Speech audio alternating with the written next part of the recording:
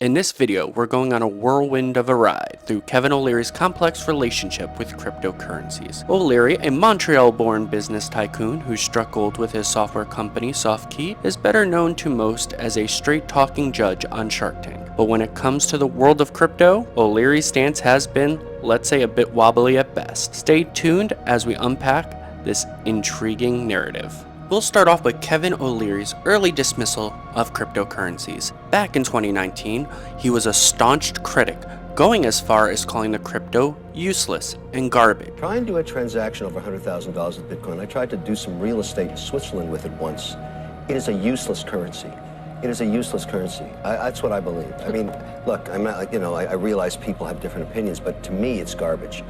But in a surprising twist, O'Leary later emerged as a pro-crypto advocate, aligning himself with the exchange FTX, and even becoming a long-term investor and spokesperson for the exchange. What made him change his tune? FTX US, the US arm of the world's biggest crypto exchanges, has partnered with Shark Tank investor Kevin O'Leary as an official ambassador. And joining us with more on this partnership is Kevin O'Leary himself and Brett Harrison, president of FTX US. Thanks so much, guys, for joining us. Thank you. Thanks for having us. And Kevin, let's start with your deal with FTX. What was your thought process there, and why FTX US, and does it solve your compliance problems? Yes, it does. I don't endorse products or services that I don't actually use. I eat my own cooking. I think that's important. I have been trying to solve this compliance issue with my own internal compliance department, my external auditors, and of course the regulators for quite some time now.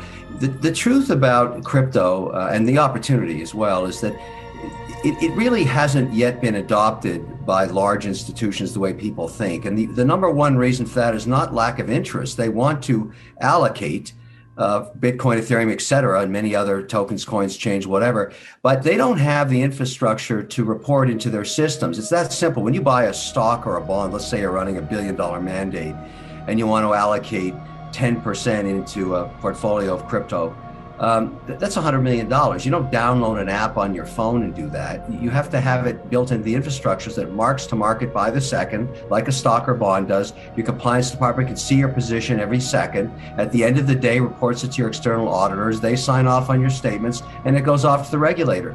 There is no infrastructure for that yet. So FTX is the largest and has the most invested in building out what I call institutional grade compliance. So I've been able to do that. I've been able to structure a situation where I can manage now my own portfolio on an FTX, and I'm starting to build up from a 3% weighting up to 7% in my operating company by the end of the year, and I'm going to be using FTX to do it. I want crypto. I want to have an allocation of around 7%. However, things took a turn for the worst in early November 2022, when FTX faced a liquidity crisis. By November 11, 2022, FTX CEO stepped down and FTX went into bankruptcy. After the bankruptcy, Kevin O'Leary was asked to testify in front of the Senate. When he did testify in front of the Senate, he said that we must get down to the bottom of this, and he also pointed fingers at Binance and CZ, blaming them for the collapse of FTX. He went on to go on to certain news outlets doing the exact same thing. After my accounts were stripped of all of their assets and all of the accounting and trade information, I couldn't get answers from any of the executives in the firm, so I simply called Sam Bankman-Fried and said, "Where is the money, Sam?" He said he had been refused access to the servers. He no longer knew. I said, "Okay, let's step back. This is a simple case in my mind of where did the money go?" And I said, "Sam, walk me back 24 months. Tell me the use of proceeds of the assets of your company. Where did you spend it?" And then he told me about a transaction that occurred over the last 24 months, the repurchase of his shares from Binance, his competitor. I didn't know this at the time, but at some point, CZ or Binance, who runs Binance, purchased 20% ownership in Sam Bankman-Fried's firm for seed stock. And then, over time, and I asked him, what would compel you to spend $2 billion was the number he was giving me at that time. Later, in a subsequent conversation, about 24 hours later, he told me it could have been as much as $3 billion to buy back the shares from CZ. I asked him, what would compel you to do that? Why wouldn't you keep your assets on your balance sheet? And why would you offer this to just one shareholder? He said, because every time we went to get licensed in different jurisdictions, because you must understand the prize of crypto is to get regulated. For all the talk we say about Bitcoin and everything else, no institutions own this. I work for the sovereign wealth and pension plans. They don't touch this stuff because it's unregulated. Between these two, let's call them frenemies, because they obviously were potentially the two largest shareholders in the firm, they had a disagreement. They had a falling apart. Apparently, according to Sam Bankman-Fried, CZ would not comply with the regulators' request in these different geographies, these different jurisdictions, to provide the data that would clear them for a license. He withheld it, according to Sam Bankman-Fried. The only option the management and Sam Bankman-Fried had was to buy him out at an extraordinary valuation of close to $32 billion, less apparently a 15% discount. That stripped the balance sheet of assets. You ask me why it went bankrupt? Go to the last week. All of a sudden, in social media, CZ is asking for another $500 million. He wants to do a block trade of FTT, or the proprietary token of FTX. Wants it converted back to fiat. Why would you put that out there? You know it's going to push down the pressure. It's going to push down the value of that coin dramatically. And that's exactly what happened. Every trader knows if you have a large block trade, you go negotiate a clearing price with other buyers and you do the transaction. In my view, my personal opinion, these two behemoths that own the unregulated market together and grew these incredible businesses in terms of growth were at war with each other. And one put the other out of business. Now, let me address something before we go any further. Yesterday on the air, CZ called me a liar.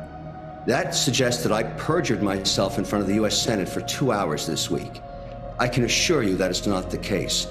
Another little parable here you should understand. When I was young, my birth father, who's Irish, put me on his knee, and every Irishman will know this, and he said, son, never call an Irishman a liar unless you know with certainty that's true. And I said, why is that, Dad? He said, because the Irish are crazy. Now, I don't know what it meant back then, but I got to tell you, I'm not happy about that. So at the end of the day, I have no ill will to this guy, but he's part of the story too. And you found out yesterday, you did a little work with Squawk Box. We talked about it either being 2 billion or 3 billion, that transaction. That's the largest transaction, I think, of anything in there regarding the balance sheet in recent 24-month period. And he confirmed it was 2.1 billion. And then he confirmed that he still had 550 million, $500 million of FTT tokens. Now, at some point, we're going to look at that week of November 6th, and you ask anybody, why was Sam Bankman-Fried or the whole company FTX forced into bankruptcy? It was jamming down that last $500 million that gave them no option. After the collapse of FTX, Kevin O'Leary started to sour on cryptocurrencies yet again. This time it's a little bit more understandable due to a company he invested in going out of business. Now, in 2023, with the SEC targeting both Coinbase and Binance, O'Leary has suggested that Coinbase should fire their CEO and submit to the SEC's rulings and basically surrender. He even proclaimed that crypto is a security and companies can't stand up to Gary Gensler and the SEC.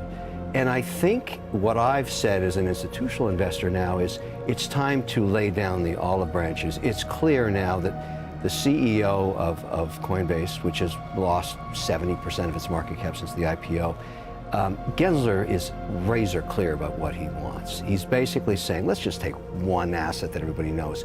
He's calling Bitcoin a security.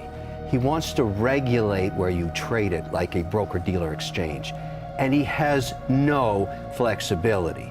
Now, one of two things should happen. If you're a shareholder or a board member of Coinbase, I'd swap leadership. I'd get a new person to run it and go back into the staff and say, we got to work this out. Because the whole industry's been stymied for 3 years. We'll never get capital appreciation until an institution can invest. I've talked to sovereign wealth. I've talked to institutions in the last 48 hours. You know what they've said?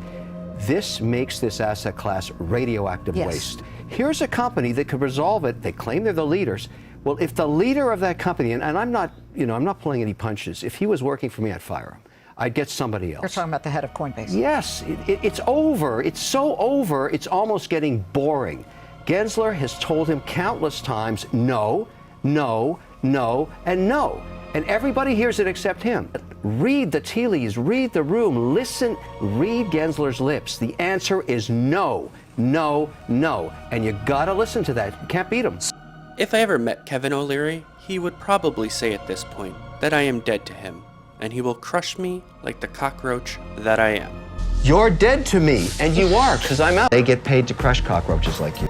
And I'm okay with that. But considering the contradicting information and events, like the SEC allowing Coinbase to go public, and the lack of response from the SEC to companies like Robinhood, Binance, and yes, even Coinbase, we are left wondering, why should we listen to Kevin O'Leary when his stance on crypto has been so inconsistent? That's going to be it for this video. Hopefully you did enjoy it. Feel free to share and like this video. Thank you.